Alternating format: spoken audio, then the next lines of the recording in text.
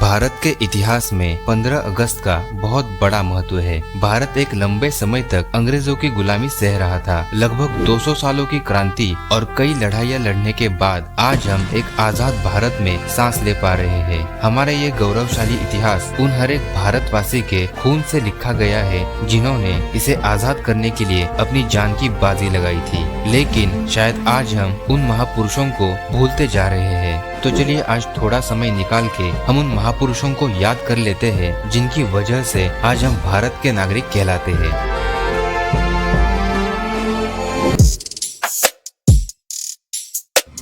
17वीं सदी के आसपास भारत में यूरोपीय व्यापारियों ने अपनी कंपनी बनाना शुरू कर दिया। यहाँ पर सभी तरह के व्यवहार होने के कारण उनका भी व्यापार यहाँ बहुत अच्छे से स्थापित हो गया। धीरे धीरे उन्होंने यहाँ पर अपनी मिलिट्री फोर्स को भी तैनात करना शुरू कर दिया। समय के साथ उनकी लालच बढ़ती गई और ये देश भर में अपनी सत्ता स्थापन करने की कोशिश करने लगे। तभी अंग्रेजों ने भारत में ईस्ट इंडिया कंपनी की स्थापना की और कलकत्ता को अपनी राजधानी बनाया।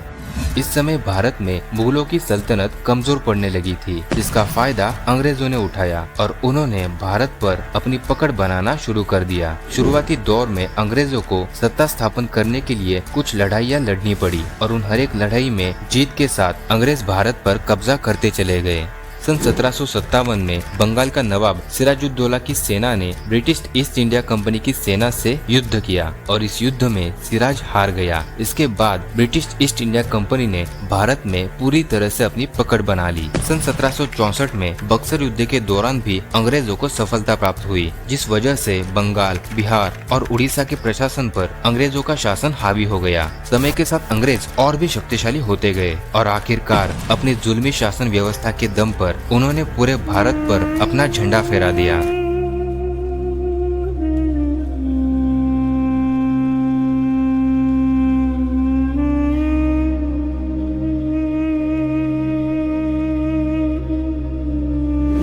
(1764) के बाद भी कई छोटी मोटी लड़ाइयाँ होती रही, लेकिन उनका ब्रिटिश शासन पर कुछ भी प्रभाव नहीं पड़ा। लगभग 100 सालों के बाद लोगों में आजादी के प्रति प्यार बढ़ने लगा और इसी प्यार ने एक क्रांति का रूप लेना शुरू कर दिया। सन 1857 इस साल से अंग्रेजी हुकूमत के खिलाफ बगावत का आरंभ हुआ था। सन 1857 की क्रांति का भारतीय स्वतंत्रता संग्राम में बहुत बड़ा महत्व है। कई इतिहासकारों का मानना है कि यह क्रांति भारत में अंग्रेजों से आजादी की पहली लड़ाई थी। यह लड़ाई पूरी तरह से ब्रिटिश ईस्ट इंडिया कंपनी के विरुद्ध थी। ऐसा माना जाता है कि इस क्रांति का आरंभ मंगल पांडे की बगावत से हुआ था। मंगल पांडे ब्रिटिश रेजिमेंट के एक सैनिक थे। जब उन्हें पता चला कि यहाँ पर इस्तेमाल किए जाने वाले कारतूसों में गाय के मांस की चर्बी लगी होती है, तब उन्होंने तुरंत ही इस बात का विरोध किया और इसे इस्तेमाल करने से साफ इनकार कर दिया। गाय को बचाने के लिए मंगल पांडे जी ने ब्रिटिश सेना के खिलाफ बगावत शुरू कर दी। उन्होंने इस बगावत में बैरकपुर रेजिमेंट के सबसे बड़े अफसर की हत्या कर दी। इस घटना से सभी शोषित भारतीय लोगों के बीच क्रांति की एक ज्वाला भड़क गई और समस्त देश में यह आग की लहर की तरह फैल गई। किंतु इसी दौरान मंगल पांडे जी के जीवन का अंत हो गया। इस बगावत के लिए ब्रिटिश सरकार ने मंगल पांडे जी को फांसी की सजा सुनाई थी, जिसके चलते 8 अप्रैल 1857 में सुबह 5:30 बजे मंगल पांडे जी को फांसी पर चढ़ा दिया गया। बेहतर योजनाएं ना होने के कारण क्रांतिकारी मंगल पांडे को अपना जीवन समर्पित करना पड़ा था। इसके बाद भारत से अंग्रेजों को भगाने के लिए कई योजनाबद्ध क्रांतियां शुरू की गई। लोगों को राजनीतिक स्थितियों से अवगत कराने और जागरूक करने का काम किया जाने लगा। इस समय कई तरह की संस्थाओं की स्थापना की जा रही थी, जिसमें दादा भाई नौरोजी द्वारा स्थापित सन 1867 की ईस्ट इंडिया एसोसिएशन और सन 1876 में सुरेंद्रनाथ जी द्वारा स्थापित इंडियन नेशनल एसोसिएशन संस्था शामिल थी। इन संस्थाओं की सहायता से लोगों में एकता लाने का कार्य किया जाने लगा। इसी दौरान 1885 में इंडियन नेशनल कांग्रेस की स्थापना की गई, जिसमें कई बड़े नेता शामिल हुए। महात्मा गांधी जी उस समय एक प्रमुख नेता बनकर उभर रहे थे। महात्मा गांधी जी के नेतृत्व में चंपारण सत्याग्रह, दांडी मार्च, भारत छोड़ो आंदोलन जैसे कई आंदोलन किए गए और इन्हीं आंदोलन की बदौलत अंग्रेजी हुकूमत की जड़ें भारत में कमजोर होने लगी। भारत की आजादी के आंदोलन में देश के हर एक जाति और धर्म के लोगों ने हिस्सा लिया था। इन लोगों का नेतृत्व करने की जिम्मेदारी जिन लोगों ने उठाई थी, उनके नाम सुनहरे अक्षरों में आज हमारे इतिहास के पन्नों में दर्ज है। इनमें महात्मा गांधी जी के साथ लाला लाजपत राय, बाल गंगाधर तिलक, गोपाल कृष्ण गोखले, नेताजी सुभाष चंद्र बोस जैसे कई स्वतंत्रता सेनानी शामिल थे। स्वतंत्रता पाने के लिए महात्मा गांधी जी ने अहिंसा का मार्ग चुना था, लेकिन भारत के कुछ युवा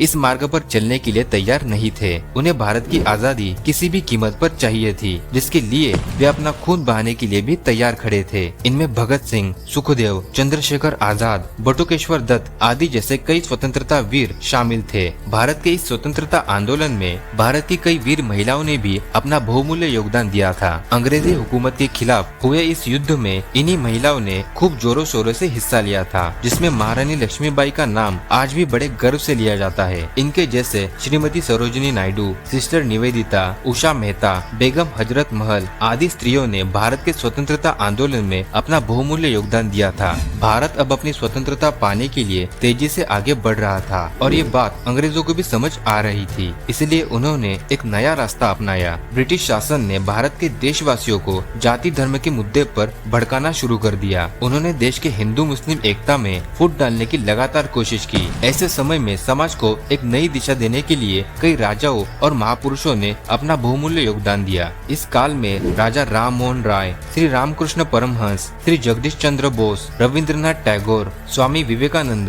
आदि जैसे कई महापुरुषों ने समाज को एक नई दिशा देने का काम किया। स्वतंत्रता के पूर्व इंडियन नेशनल कांग्रेस की तरफ से ब्रिटिश शासन के समक्ष पूर्ण स्वराज्य की मांग रखी गई। इसी समय कांग्रेस ने भारतवासियों से अपील की कि वे सविनय आंदोलन में अपना योगदान दे। भारतवासियों ने भी इस आंदोलन में बड़ी संख्या में हिस्सा लिया और इस आंदोलन को सफल बनाया। विभिन्न आंदोलनों के कारण ब्रिटिश सरकार को भारत पर शासन करने में मुश्किल होने लगी। इस समय ब्रिटिश सरकार कमजोर पड़ने लगी थी, जिसके बाद सन 1930 से लेकर 1946 तक भारतीय राष्ट्रीय कांग्रेस ने 26 जनवरी को ही भारत का स्वतंत्रता दिवस मनाया। इस स्वतंत्रता दिवस को मनाने की वजह से भारतवासियों में स्वतंत्रता प्राप्त करने का जोश बना रहता था, इसलिए इसे लगातार जारी रखा गया। और फिर भारत में एक ऐसा समय आया जब भारत का हर एक नागरिक अपने आजाद भारत के सपने को पूरा करने के लिए आजादी के आंदोलन में शामिल होने लगे।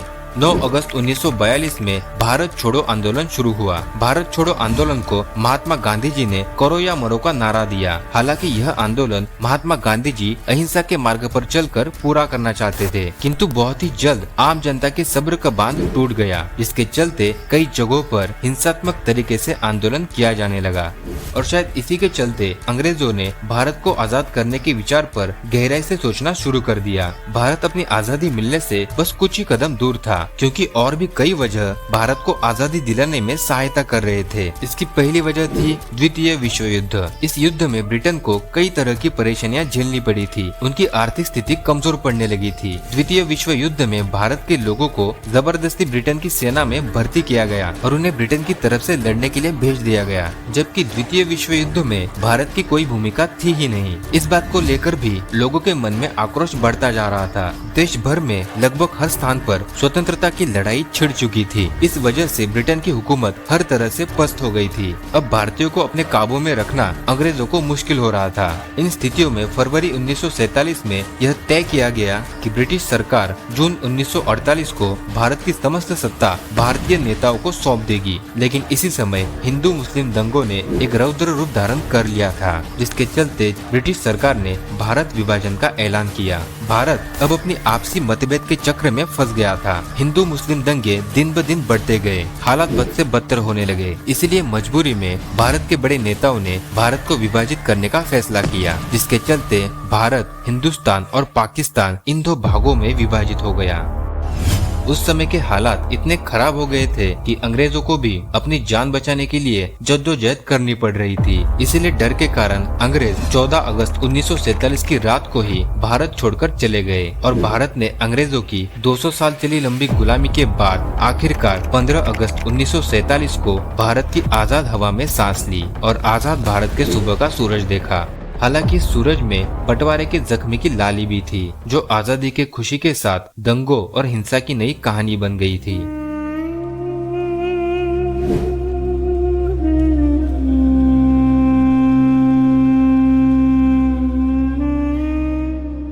भारत की आजादी हमें आसानी से नहीं मिली है। कई लोगों ने इसे पाने के लिए अपनी जान तक गंवा दी है, लेकिन आज ऐसा लगता है कि इतना महान और क्रांति से भरा इतिहास होने के बावजूद आज हम भारत को उन बुलंदियों तक नहीं पहुंचा सके हैं जिसका ये हकदार है। आज भी दंगे होते हैं, धर्म के नाम पर लोग अपने ही लोगों को मारने के लिए उतारू हो जाते हैं, और इसके भी परे मानवता को शर्मसार करने वाली घटनाएं आज भारत में हो रही है। तो क्या यही दिन देखने के लिए भारत की आजादी में करोड़ों लोगों ने अपनी जान दी थी?